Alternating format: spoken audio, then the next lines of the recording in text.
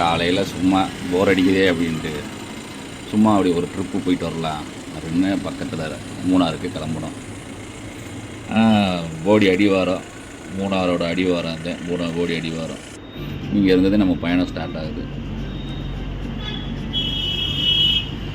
இப்போ try season ஆரம்பம்னால மழைப்பொழிவுகள் கம்மியானால அந்த செடிகள் வறட்சியை நோக்கி இப்போ அங்கங்கே பார்த்திங்கன்னா கொஞ்சம் கொஞ்சம் இதாகுது. மழை தீயும் வர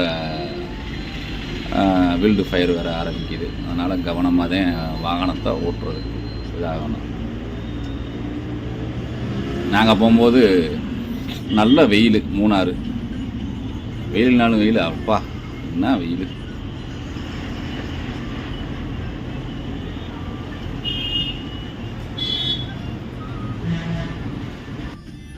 வர்ற மக்களோட வாகனம் அது. எனக்குள்ளே ஒரு வியூ, ஒரு பாறை இருக்கும். இது மூணாறு போகும்போது இந்த பாறை வியூ பார்க்குறதுக்கு அவ்வளோ அழகாக இருக்கும். எல்லாம் நிப்பாட்டி ஃபோட்டோ எடுப்பாங்க, வீடியோ எடுப்பாங்க, அவ்வளோ அழகியாக இருக்கும். ரோடு அகலப்படுத்தும் கூட இந்த பாறையை அகத்தாமல் விட்ருக்காங்க. ஏன்னா இது ஒரு அடையாளம் மாதிரி அதுக்கு. மேலே ஏற ஏற அந்த நம்ம வந்த பாதையை அப்படி பார்த்தோம்னா அப்படி மலையில் அப்படி ஒரு பென்சிலில் கோடு போட்ட மாதிரி அழகாக இருக்கும். இன்னும் போக போக பாருங்கள் அதோட இது இன்னும் சூப்பராக இருக்கும். இன்னொரு வியூ பாயிண்ட் காட்டுறேன், அது இன்னும் நல்லாயிருக்கும்.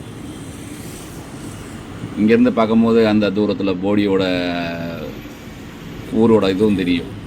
போடி அதே இணையமும் தெரியும். போடி இந்த சைடு அந்த வந்த பாதை, நம்ம வந்த பாதை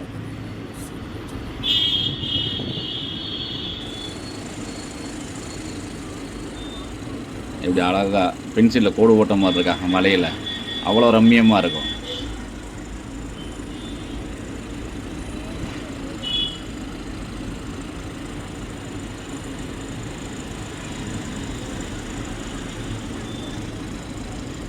நம்ம அப்படி இது வழியாக பிஎல் ராவு வழியாக மூணாருக்கு அடர்ந்த காட்டு வழியாக போகலான்னு சொல்லிட்டு நாங்கள் பிஎல் ராவு, சிங்குகண்டம், இரும்பு பாலம், சின்ன கனல் வழியாக போகலான்னு போனோம். இது ஆனையரங்கல் டேமோட பின்னாடி பகுதி. இது சிங்குகண்டம் போகிற வழி.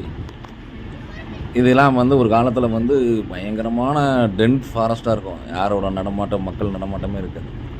இது ஃபுல் அண்ட் ஃபுல் யானை நடமாடுற பகுதி. இப்போ இங்கே யானை நல்லா நடமாடலை. ஆனால் எங்கே பார்த்தாலும் யானை நடமாடும் பகுதின்னு போர்டு வச்சுருப்பாங்க. ஆனால் யானை எங்கேயுமே இல்லை. அரிக்கொம்பனை இந்த பகுதியிலேருந்து தூக்குன பிறகு இங்கே யானையோட நடமாட்டம் ரொம்ப கம்மியாயிடுச்சு. ஆனால் எங்கே வழிநெடுங்கும் பார்த்தாலும் யானை நடமாடும் பகுதியிலும் போர்டு வச்சுருப்பாங்க. இல்லை, இங்கே இப்போ அதிகமான குடியிருப்புகள் கூடி வந்தனால யானைகள் நடமாட்டம் ரொம்ப கம்மியாயிடுச்சு. யானைகள் நடமாட்டம் கம்மியாகிடுச்சுன்னா உங்களுக்கு தெரியுமே, வனமும் கொஞ்சம் கொஞ்சமாக அதோட இயற்கை தன்மையை அழிய ஆரம்பிச்சிடும். இதை ஏன் மக்கள் புரிஞ்சுக்கிற மாட்டுறாங்கன்னு தெரியல. இதெல்லாம் ஒரு டைமில் இங்கிட்டு போகும்போது அள்ளு விடும். இந்த ஏரியா அவ்வளோ பயமாகவும் திக் ஃபாரஸ்ட்டாகவும் இருக்கும். இந்த பகுதியிலலாம் யானை அதிகமாக நிற்கும். பயங்கரமான, எப்பயுமே யானை இருக்கும் இந்த பகுதி. அந்த பகுதியிலலாம் யானை பயங்கரமாக நிற்கும். நம்ம இந்த பக்கம் போகிறதுக்கே அவ்வளோ பயமாக இருக்கும். தனியாலாம் போகிறதுலாம் ரொம்ப கஷ்டமாக இருக்கும். இப்போலாம் யானைகள் இரவு நேரங்களில் மாத்திரமே இந்த பகுதி பக்கம் வருதுன்னு சொல்கிறாங்க. காலி பண்ண பிறகு இந்த பகுதி அவ்வளோவா யானைகளோட நடமாட்டம் கம்மியாயிடுச்சு. இது கேப் யானைகளோட பின்னாடி பகுதி. அங்கே ஒரு பையன் மீன் பிடிச்சிக்கிட்டு இருக்கேன் பாருங்கள். இங்கெல்லாம் யானை அதிகமாக அப்படியே நின்றுருக்கும் சைட்டில். பார்க்குறதுக்கே அவ்வளோ இதாக இருக்கும். இப்போ தான் அந்த பக்கம் யானைங்கிறது ரொம்ப இதாகி போச்சு. நாங்கள் இதுக்காண்டி இந்த பகுதிக்கே வந்தோம். இந்த பகுதி போகும்போது யானைகளை நாங்கள் எப்போயுமே பார்ப்போம். அதுக்காண்டி ஆசைப்பட்டு இந்த பகுதி வந்தோம். நேரத்துக்கு கிடைக்கல. ஆனால் இரவு பகுதியில் நடமாடுறதா சொல்கிறாங்க. நடமாட்டம் அதிகமாக இருக்கும் அப்படிங்கிறாங்க. ஆனால் இங்கேருந்த இந்த வழியாக கேப் ரோடு கேப் ரோட்லேருந்து அப்படியே மேலே போகும். யானை போயிட்டு விடணும், கூட்டமாக வரும். ஆனால் இப்போ ரொம்ப குறைஞ்சிருச்சு அரிக்கொம்பனை இது பண்ணதுக்கப்புறம். இப்போ இங்கேருந்து டாப் வியூவில் நம்ம இதை பார்க்கலாம், ஆனையரங்கல் டேமோட வியூவை பார்க்கலாம். இங்கேருந்து பார்த்தீங்கனாலே உங்களுக்கு தெரியும். ஒரு டாப் வியூ காட்டுறேன் நிப்பாட்டி.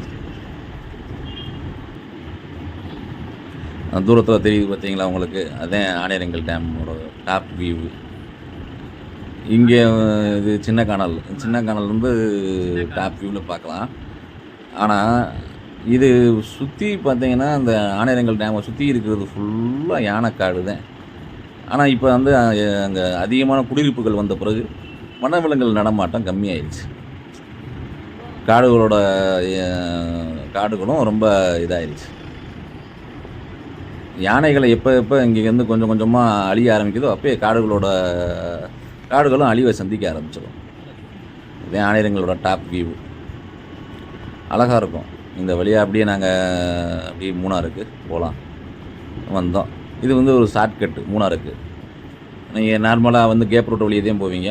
நாங்கள் வந்து எப்போவுமே இந்த பக்கம் ஒரு பிஎல் ராவ், ஏன்னா நம்ம இங்கேருந்து வர்றோம் பார்த்தீங்களா, போடிமெட்டிலேருந்து பூப்பாறையிலேருந்து ஃபாரஸ்ட் ஆஃபீஸோட ஒட்டி கொஞ்சம் தூரம் வந்தீங்கன்னா பிஎல் ராவுன்னு இருக்கும், போர்டு இருக்கும். அதை வழியே உள்ளே வந்தீங்கனாலே இந்த ஷார்ட்கட்டில் சின்ன கனல் வழியாக மூணார் வந்துடலாம். இப்போ நம்ம வந்து கேப் ரோடை அடைஞ்சிட்டோம். மூணாரோட கேப் ரோடுக்கு வந்துட்டோம். சின்ன கனல்லேருந்து வந்து மூணாரோட கேப் ரோடுக்கு வந்து மூணாறு சிட்டிக்குள்ளே போகிறதுக்கு கேப் ரோட் வழியாக நம்ம பயணம் பண்ண ஆரம்பிக்கிறோம்.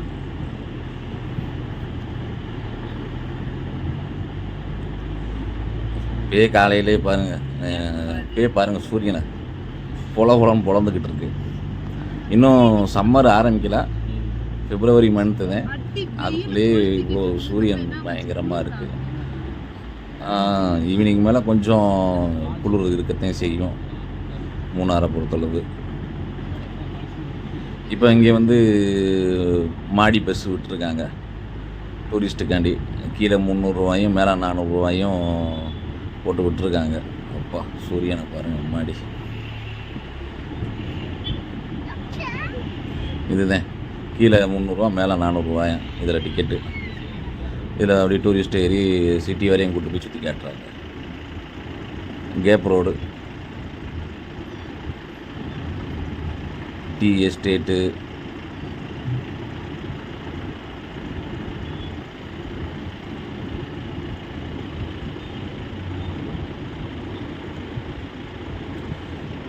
இந்த பாதை வழியே கீழே ஒரு பாதை வரும். இதில் வந்து இப்போ ஃபுல்லாக செல்ஃபி ஃபோட்டோ எடுக்கிறதுக்கெலாம் உள்ள பயலுக்கு நிறையா பேர் கீழே இறங்கி அந்த ரோட்டு வழியாக போகும்போது இதில் வந்து ஒரு நல்ல அழகான ஃபோட்டோ வியூஸ்க்கு நிறையா இருக்கும். அந்த கீழே இந்த ரோடு தெரியுது.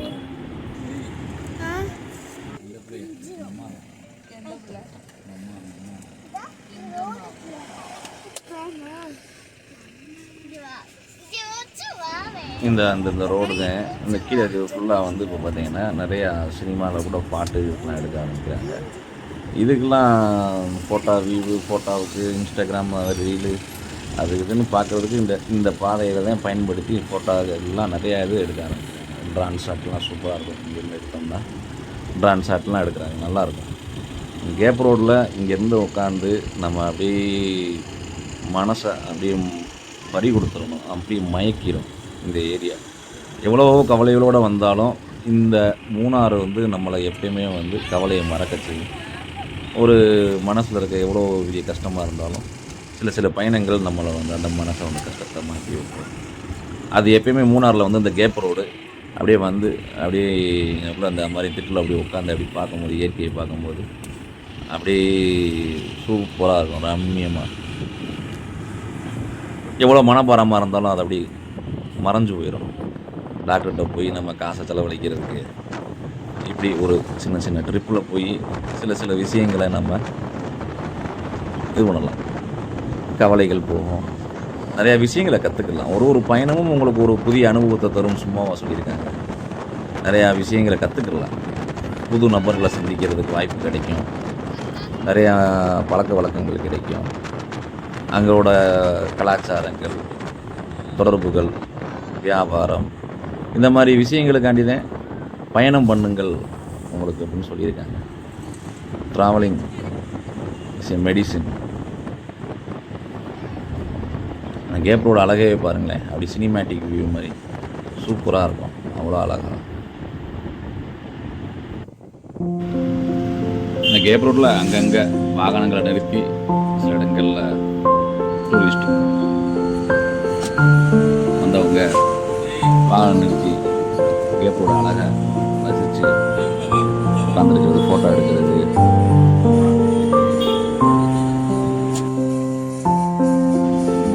அப்படியே உட்காந்துருப்பாங்க. கும்பலாக உட்காந்து ஆட்டம் பாட்டம்ட்டு அந்த கேப் ரோடு ஃபுல்லாகவே எங்கே பார்த்தாலும் வண்டி வாகனங்கள் சைடில் பார்க் பண்ணி மக்கள் கூட்டம் அதிகமாக இருப்பாங்க.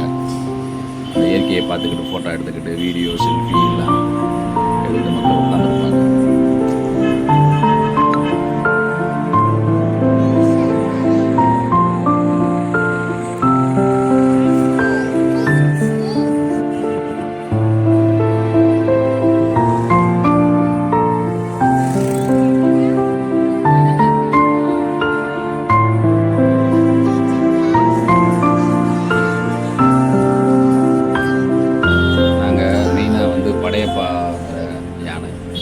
பார்க்கறதுக்காண்டி போனோம். படையப்பா யானை கரெக்டாக மூணாரோட செல்லப்பிள்ளை மாதிரி. அது கிட்டத்தட்ட மூணாறு சிட்டிக்குள்ளேயே உலா வரும். தேவிகுளம் இல்லைன்னா உடுமலைப்பேட்டை ரூட்டு இந்த இதுலேயே அதை பார்க்கலான்னு போனோம். ஆனால் எங்கள் நேரத்துக்கு அந்த யானை கண்ணிலே தட்டுப்படும். ஆனால் நாங்கள் ஊருக்கு வர்றோம், திருப்பி வர்றோம், அந்த யானை தட்டுப்படும். கரெக்டாக தேவிகுளம் டோல்கேட்டை தாண்டி வந்திருக்கு.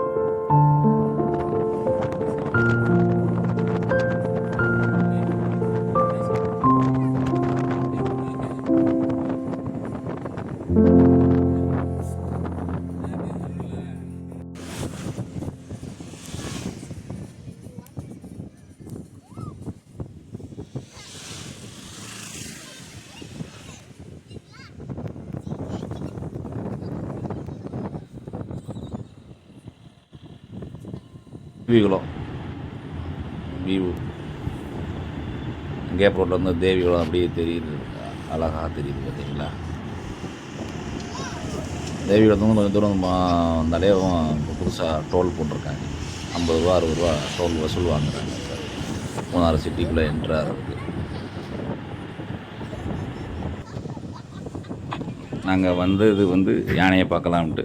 அதனால் எங்களுக்கு இந்த டைமில் பிஎல் டிராவு சின்ன கடல் பக்கம் யானை கிடைக்காதனால நாங்கள் நேராக அப்படி எங்கள் பயணத்தை ஆனைக்குளம் நோக்கி போகிறோம். ஆனைக்குளம் எப்போயுமே ஒரு ஈவினிங் டைமில் போனீங்கன்னா எப்போயுமே யானை அங்கே இருக்கும்.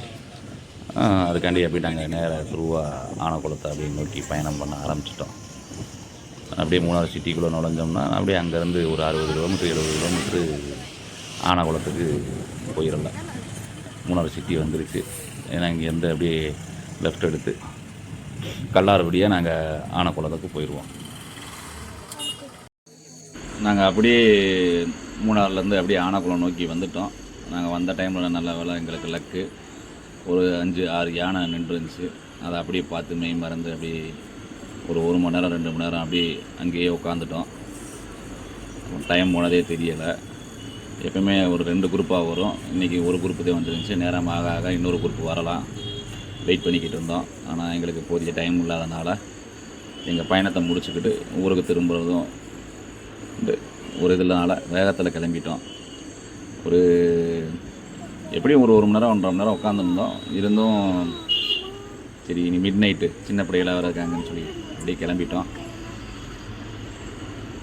நாங்கள் பாருங்க எப்படி இருக்குது யானை. 4-5 யானை இருந்துச்சு. இன்னும் நேரம் ஆக ஆக கூட்டங்கள் வரலாம். லக்கு இருந்துச்சுன்னா அது ஒரு சூப்பரான பயணம் தான் உங்களுக்கு. யானையை பார்க்கணுன்னா மூணாறு பக்கத்தில் இருக்கிற ஆனைக்குளம் இதுக்கு போனீங்கன்னா கண்டிப்பாக நீங்கள் பார்க்கலாம்.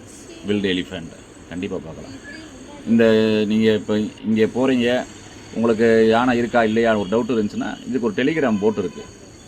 டெலிகிராம் போட்டு இருக்குது. அதில் வந்து நீங்கள் மெசேஜ் டைப் பண்ணிங்கன்னா, நோவான்னு டைப் பண்ணிங்கன்னா அது வந்து என்ன செய்யும்னா இந்த டயத்தில் வந்து யானை இருக்குது இல்லைங்கிறத உங்களுக்கு அந்த நோவா அந்த டெலிகிராம் போட்டில் சொல்லிடும்.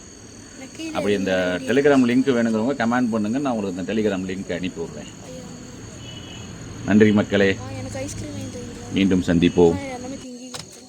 இங்கே இருக்கிற குளிர் பத்தாது வேறு ஐஸ்கிரீம் அம்பா வந்திருக்க நேரம்.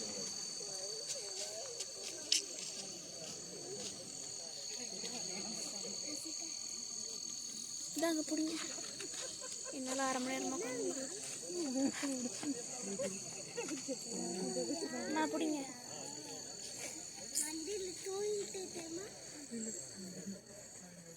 நம்ம எல்லாமே கும்மலாக செஞ்சு பேக்கை மறைச்சிக்கிட்டு ஒரு ஃபேஸ் இதெல்லாம் யானை குளம் ஃபாரஸ்ட். இது ஃபுல்லாக யானை. ஐஸ்கிரீம் வாங்கி சாப்பிட போகிறோம்.